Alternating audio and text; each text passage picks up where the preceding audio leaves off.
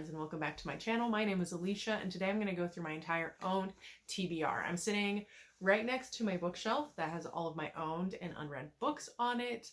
A little caveat, I will not be going through the books that my husband bought and I do not intend to read, but if he bought them and I still want to read them, I will be pulling them. So this is not every single book I own that I haven't read. It's just the ones that I actually am interested in reading. And if there's a book you see that you have really enjoyed and you think I should prioritize, please let me know in the comments. I'm going to go through these books kind of fast because there's a lot of them. The first one is The Office of Historical Corrections by Daniel Evans. All I know about this book is like short stories. There's a novella and short stories. And honestly, that's pretty much all I know. Next is The Lost Apothecary by Sarah Penner. The cover is beautiful, and I think this follows like a dual timeline because it follows an apothecary in like the 1800s that makes tinctures and sells them to women who are like in abusive relationships, and the tincture is to kill the abusive man that the woman is with. So this sounds really interesting as well. Next we have Project Hail Mary by Andy Weir. This would be the first Andy Weir book that I've read. I haven't read The Martian yet, but I really want to, but I actually don't own The Martian. I only own Project Hail Mary, so I'm gonna probably end up reading this one first. Next is How Lucky by Will Leitch. I don't know. I don't know how to pronounce that. I'm sorry. But this is about a man who works from home and like he thinks he sees a woman being kidnapped through his window. And that's all I know. It's, I guess, like a mystery thriller, but also it has a very bright cover, which makes me think it's also kind of fun because normally mystery thrillers have very dark covers. So I don't know. We'll see. Next is The Last Thing He Told Me by Laura Dave. I think that's a V. And this again is another thriller that I don't know too much about. Then we have Sky Falling by Mia Mackenzie. This book I'm actually really excited about. It follows like a late 30s, early 40-year-old woman who, when she was strapped for cash in her 20s, sold all of her eggs. And then one of the children that came from one of these eggs comes and finds her. Next we have A Thousand Splendid Suns by Khalid Hosseini. I don't know what this is about, but I hear it's really good, and I got a copy secondhand. Next is A Hero Born by Jin Young. This is a translated fantasy that's based on Chinese myth or folklore, I believe. Next is The Witch Doesn't Burn in this one by Amanda Lovelace. This is a poetry collection. Then we have Sorrowland by River Solomon. I believe this is another like thriller, mystery thriller kind of book. And again, I don't know much about it, but I hear it's really good. And when I did hear about it, obviously I thought it was going to be good. That's why I bought it. Next is The Midnight Library by Matt Haig.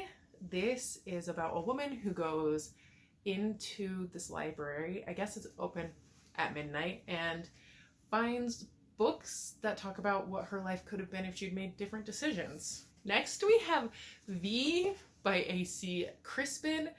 This is a very old paperback.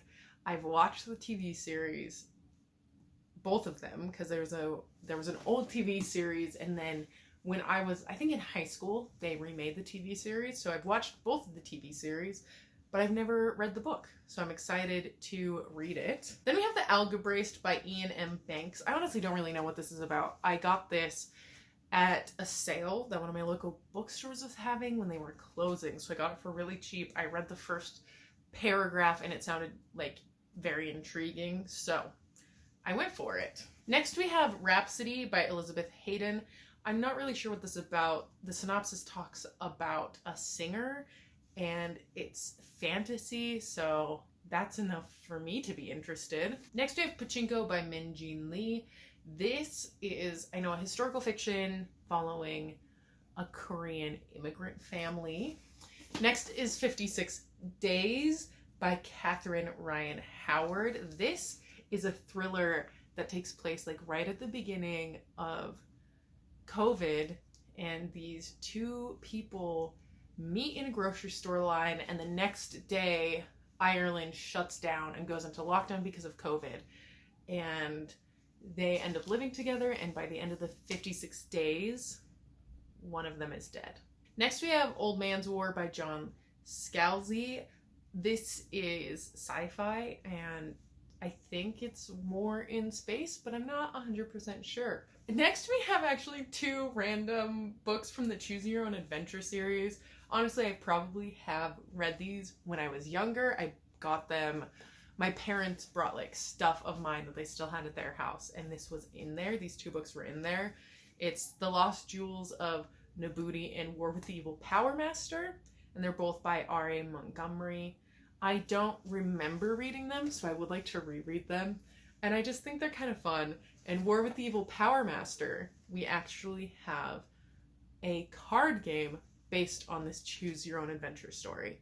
So I'm excited to reread these, or read these for the first time, because I don't really remember them all that well. And I just think they're kind of fun. They are very short, so I should just do it one of these days. Next we have The Joy Luck Club by Amy Tan. I believe this is another historical fiction about Chinese immigrants and the first generation of the family living in America. Next is Crystal Moon by Philip E. Jones. This is another one. It still has a sticker. I got it on a secondhand store, and it sounded intriguing when I got it, and every time I look into it, I'm like, that sounds interesting, because I've reread the synopsis like 5 times since I've gotten it, and every time it sounds interesting, but I still haven't read it, so maybe not that interesting. I know it's fantasy. I'm not really sure what else it is, though. I don't really remember what it's about. Next is The Other Wind by Ursula K. Le Guin.